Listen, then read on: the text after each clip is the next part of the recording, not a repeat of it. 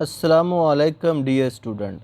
आज मैं आपके सामने एफएससी यानी इंटरमीडिएट पार्ट 2 का इंग्लिश का पेपर शेयर करूंगा कि कैसे आप इंग्लिश के पेपर में 100% मार्क्स ले सकते हैं बोर्ड्स इंस्ट्रक्शंस के अकॉर्डिंग।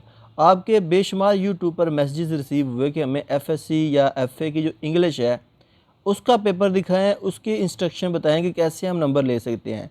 तो आइए बच्चों चलते हैं, आपको दिखाते हैं कि बोर्ड के हवाले से क्या इंस्ट्रक्शन है, क्या हदायत है जिन पर अमल पैरा होकर आप बोर्ड के एग्ज़ाम में इंग्लिश के सब्जेक्ट में 100% मार्क्स ले सकते हैं। आइए चलते हैं, सबसे पहले आपको इस साल 2022 में जो इंग्लिश का पेपर आया है पार्ट 2 का ग्रुप 1 का वो दिखाते हैं। जी बच्चों, आप देख सकते इस वक्त ये 2022 एनुअल एग्ज़ाम में जो इंग्लिश का पार्ट 2 का पेपर आया है उसमें क्वेश्चंस देखिए। सबसे पहले क्वेश्चन नंबर 2 जो है वो है write short answers 26 in 3 to 5 lines questions from book 2 modern prose and heroes part 1।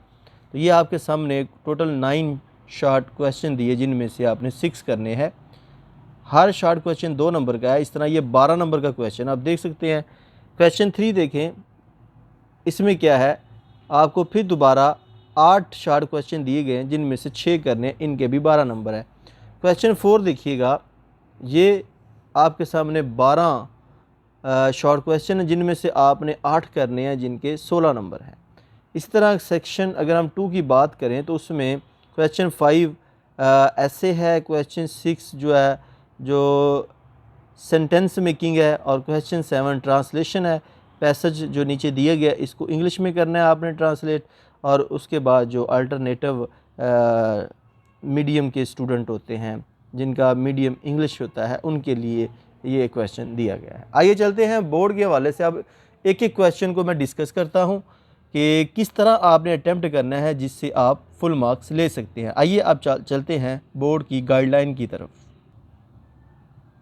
जी बच्चों, ये स्पेशल इंस्ट्रक्शंस है इंग्लिश के पेपर के हवाले से। आप देखें जो क्वेश्चन नंबर 2, 3 और 4 है, शॉर्ट क्वेश्चन जो भी हमने बात की, उनकी हदायत कुछ इस तरह है कि जैसा कि अभी मैंने आपसे शेयर किया कि कितने कितने क्वेश्चन आपने अटैम्प्ट करने हैं। तो यहाँ पे लिखा हुआ है out of question number 2 and 3 evaluate any 6 short answers to each question, and of question number 4 evaluate any 8 short answers. each part carries 2 marks। अभी हमने बात की थी कि क्वेश्चन नंबर जो 2, 3 और 4 है उनमें 6, 6 और 8 क्वेश्चन अटैम्प्ट करने थे जिनके नंबर जो है 6 के 12, 12 और 16 हैं। अब करना कैसे है आपने बोर्ड के अंदर, 2 marks should be awarded for each correct and relevant answer. अगर आपने हर क्वेश्चन जो है वो करेक्ट किया है और उसका जो आंसर है वो रेलिवेंट है, क्वेश्चन से रेलिवेंट है, तो फिर उसके आपको 2 मार्क्स मिलेंगे। अब अगर इसमें कोई गलती आ जाती है तो क्या करेंगे, स्पेलिंग मिस्टेक्स बी अंडरलाइंड। जो स्पेलिंग की आप गलतियां करते हैं सेंटेंस के अंदर उनको अंडरलाइन किया जाएगा, एंड पिनलाइज्ड अकॉर्डिंगली, उसके मुताबिक उसके मार्क्स की डिडक्शन होगी। अगर कोई मिस्टेक आती है तो आपको नंबर दिए जाएंगे। Extra credit be given to the better expression in the essay type question. जो ऐसे टाइप क्वेश्चन नीचे आएंगे उनमें आपकी अच्छे नंबरों की भरपूर हौसला अफजाई की जाएगी देने के हवाले से। अब चलते हैं सेक्शन 2 की जानिब। सेक्शन 2 में क्वेश्चन नंबर 5 था ऐसे राइटिंग। ऐसे के बारे में बेशुमार स्टूडेंट के मुझे यूट्यूब पर मैसेजेस आए हैं कैसे लिखना है, किस सूरत में लिखना है। तो बच्चों मैं वो मेन तमाम पॉइंट्स आपसे शेयर करूँगा जिसकी बेस पे आप 15 में से 15 मार्क्स ले सकते हैं। अमूमन स्टूडेंट का यही ख्याल होता है कि इंग्लिश एक लैंग्वेज का सब्जेक्ट और उसमें पूरे नंबर नहीं आ सकते, या उसमें जो ऐसे राइटिंग होती है उसमें टीचर अपनी तरफ से नंबर काट देता है। बच्चों ऐसी कोई बात नहीं है, ये मेन पॉइंट है जो आपसे शेयर करने लगा हूँ, इसको गौर से पढ़िएगा, देखिएगा ताकि आपको आइडिया हो। अब ऐसे के अंदर भी मैं आपको बताता हूँ किन किन पॉइंट्स को देखा जाता है। ऐसे बेसिकली 15 मार्क्स का होता है जिसमें सबसे पहले इंट्रोडक्शन है।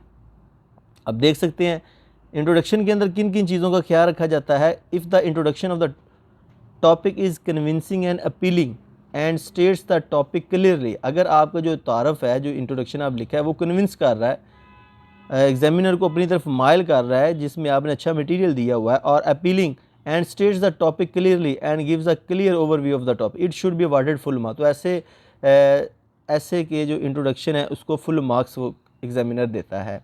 Subject to the flawless and error free language, बशर्ते कि उसके अंदर कोई खामी, कोई गलती, कोई स्पेलिंग या लैंग्वेज की मिस्टेक ना हो। दूसरा पॉइंट देखिएगा, if the introduction of the topic is convincing and appealing and states the topic clearly and gives an overview of the topic but has a few grammatical and spelling mistake, it should be awarded 2 marks. अगर इसके अंदर कोई आपकी कोई गलती कोई आ जाती है स्पेलिंग के हवाले से तो फिर भी उसको देखा जाएगा, और जो इसके टोटल नंबर आपको जैसा कि बताया वो 2 नंबर है। If the introduction is not convincing and appealing but states the topic to some extent and has no grammatical mistake, it should be awarded 1 marks। और अगर आपका जो इंट्रोडक्शन है वो इतना कन्विंस नहीं कर रहा, आपके टॉपिक से रेलिवेंट नहीं है, तो कुछ हद तक आपको मार्क्स दिए जाएंगे कि 2 पूरे नहीं दिए जाएंगे, आपको एग्जामिनर 1 नंबर देगा। An introduction which is neither clear and convincing nor gives a clear idea and is also full of flaws and errors of grammar and spelling should be awarded 0। अगर आपने ऐसा इंट्रोडक्शन ऐसे के अंदर दिया है जिसमें जो फ्लॉलेस है, जिसमें बेशुमार गलतियां हैं, ग्रामर मिस्टेक है, तो एग्जामिनर आपको 0 देगा। दूसरे नंबर पे चलें तो जो ऐसे में चीज़ चेक की जाती है वो है मेन बॉडी, जिसके 8 नंबर होते हैं टोटल। बॉडी के अंदर क्या चीज़ें आपकी देखी जाती हैं? The main body of the essay that elaborates the topic convincingly and logically in at least 3 to 4 paragraph of considerable length, free of spelling and grammatical errors, should be awarded maximum credit, यानी कि 6 to 7 marks तक दिए जा सकते हैं कि ये point आपके ऐसे में मौजूद है मेन बॉडी के अंदर। The main body of the essay that elaborates the topic in somewhat convincing and logical manner accordingly to the required size and structure, it should be awarded 3 to 5 marks। Grammar and spelling mistake should be penalized accordingly। An attempt which is convincing, logical and replete with a grammar and spelling mistake should be discouraged। अब ये point अगर आपके main body में आते हैं तो ये discourage किए जाएंगे। An attempt which is neither convincing nor organized and is also full of spelling and grammatical mistake should be awarded 0। अब एंड पे जो तीसरे नंबर पे पॉइंट देखा जाता है ऐसे में वो कंक्लूजन होता है कि वो कैसे आपने लिखा है। If the conclusion of the essay is organised and conclude the topic clearly and convincingly, it should be awarded 2 marks. It should be at least 1 paragraph of reasonable length, spelling and grammatical mistake should be penalise accordingly. अब बार बार आप ये बात देख रहे हैं कि spelling की मिस्टेक आपने बेशुमार क्वेश्चन पूछे हैं कि अगर 2-3 हो जाएं तो एग्जामिनर ने सुना है कि नंबर नहीं काटता। तो बच्चों जितनी आपने ग्रामर की मिस्टेक की हैं, स्पेलिंग की मिस्टेक की हैं, उनके नंबर बाकायदा काटे जाते हैं, ये नहीं कि उनको छोड़ दिया जाता है। अगर ऐसा हो तो हर बच्चा ही इंग्लिश में गलतियां करने के बाद ग्रामर की, स्पेलिंग की वो पूरे 100 में से 100 नंबर ले रहा हो, लेकिन ऐसा नहीं होता। If the conclusion contains some well constructed sentences without any spelling or grammar mistakes but does not conclude the essay properly, it may be given half credit। Presentation and structure, choice of words and vocabulary may be given 1+1 यानी कि 2 marks। 2 marks may be awarded if the attempt fulfills the requirement of good vocabulary, phrases, structure and is free of spelling and grammar errors, otherwise it should be penalized accordingly। तो ये बच्चों तरीक़ेकार है ऐसे लिखने का board exam के अंदर। अब चलते हैं नेक्स्ट क्वेश्चन की जानिब। क्वेश्चन 6 है यूज़ इन सेंटेंसेस। सेंटेंस यानी कि जो अभी हमने बात की थी कि जो क्वेश्चन नंबर 6 है आपके सामने एडियम फ्रेजेस दिए जाएंगे, उनके आपने सेंटेंस बनाने हैं और कोई 5 बनाने हैं, आपको टोटल 8 दिए जाते हैं, तो 5 के 10 नंबर है। अब किस तरह आपने लिखना है? Sentence conveying meaningful and grammatically correct English should be given full credit. आपका जो सेंटेंस है वो एक मानी कन्वे कर रहा हो एग्जामिनर को और ग्रामर के हवाले से उसमें कोई भी मिस्टेक ना हो तो आपको पूरे 2 में से 2 नंबर दिए जाएंगे। जी बच्चों अब चलते हैं क्वेश्चन नंबर 7 की जानिब, ट्रांसलेशन, जो कि 15 नंबर का क्वेश्चन होता है। आपको उर्दू में एक पैराग्राफ दिया जाता है, आपने उसको पढ़ के इंग्लिश में ट्रांसलेट करना होता है। 15 नंबर क्या है? Correct translation free of spelling and grammatical mistake should be given due credit. अगर करेक्ट है, स्पेलिंग की और ग्रामर की मिस्टेक नहीं है तो पूरे 15 नंबर आपको दिए जाते हैं। अल्टरनेटिव जो स्टूडेंट जिनका मीडियम इंग्लिश होता है, alternative to translation into English for English medium candidates, the paragraph should be marked as all keeping in view the errors of tenses, grammar and spellings. Note में देखिएगा क्या कहता है कि the given answer to the questions are a simple key simply or of the for the guidance of the examiners and not a final solution. Answers given by the candidate may be different from the answers provided in the key.